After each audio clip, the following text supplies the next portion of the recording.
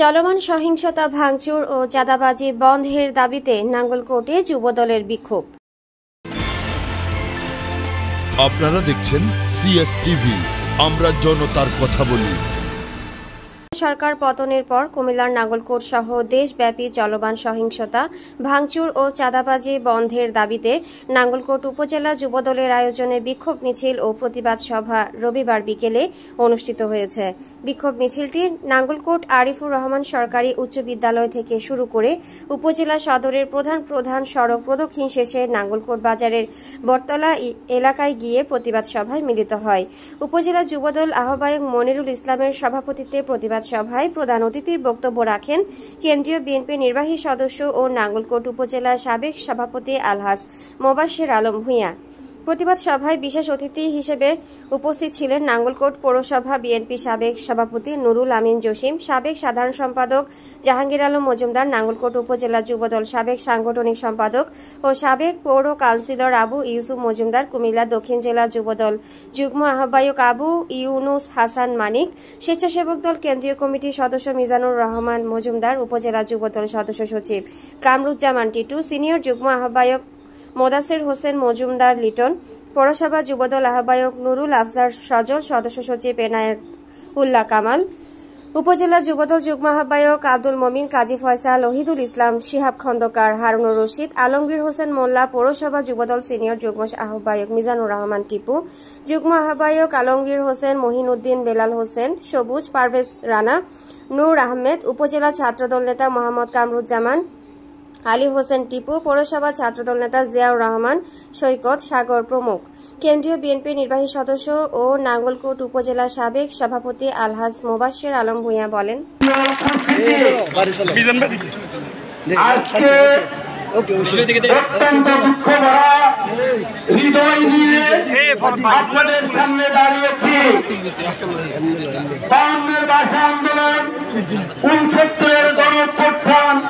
একাত্তরের স্বাধীনতা যুদ্ধ এবং ৯০-এর স্বৈরাচার বিরোধী আন্দোলনে এত টাকা রক্ত ঝরেনি, রক্ত ঝরেছে বিগত ১৫ বছর এই স্বৈরাচারিণী শেখ হাসিনার আমলে।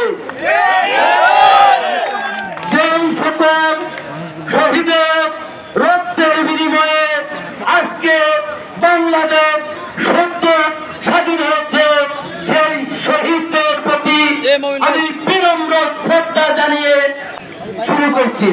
প্রিয় উপস্থিতি, আমরা ভারাক্রান্ত বক্তব্য দেওয়ার মতো আমাদের মনের অবস্থা আজকে নাই। আপনারা জানেন ১৯৯০ সালে এরশাদ পতন হয়েছে।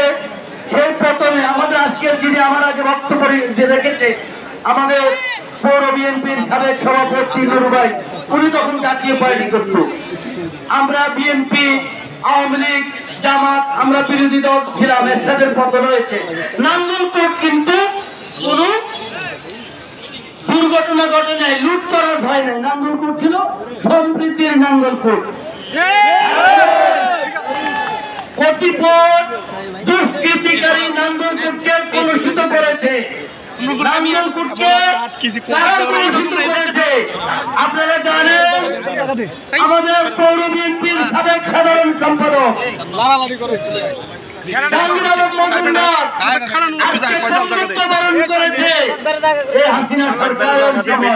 যেটা নাঙ্গলকোটে আমরা কখনো আশা করিনি।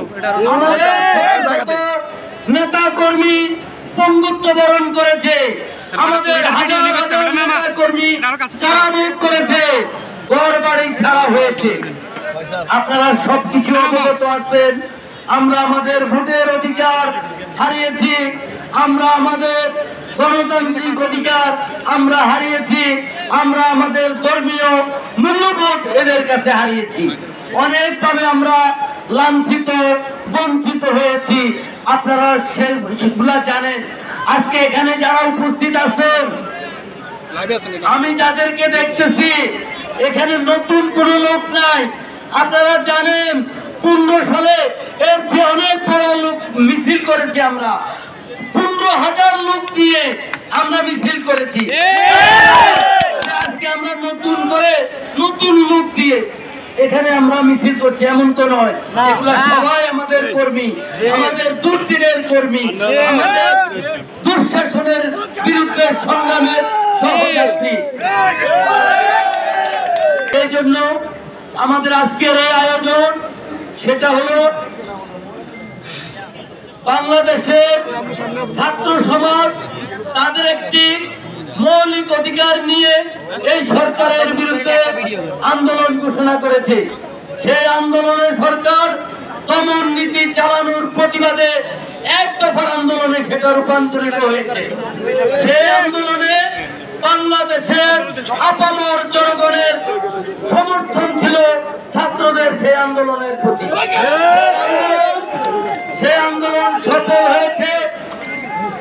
4 তারিখ রাতে আজকের সভার যিনি সভাপতি মনিরকে আমি বলেছি, ছাত্রদেরকে আমাদের নৈতিক সমর্থন দিতে হবে, তাদের এই আন্দোলনের প্রতি আমাদের সমর্থন জানাইতে হবে, তাদেরকে সহযোগিতা করতে হবে। যথারীতি তারা 5 তারিখ 9:30 বাজে তাদের কর্মসূচিটি ঘোষণা করেছে এবং তারা কর্মসূচি পালনরত অবস্থায়। আমি বলেছি আওয়ামী লীগের ইতিমধ্যে 2টি ধারার রাজনীতি নাঙ্গলকোটে, তারা যদি বাধা না দেয় যেন আমাদের পক্ষ থেকে কোনো উস্কানিমূলক অশান্তিমূলক আচরণ করা না হয়। কারণ আমি আমার সারা জীবন নাঙ্গলকোটকে সম্প্রীতির নাঙ্গলকোট হিসাবে দেখতে চেয়েছি। আপনারা দেখছেন CS টিভি, আমরা জনতার কথা বলি।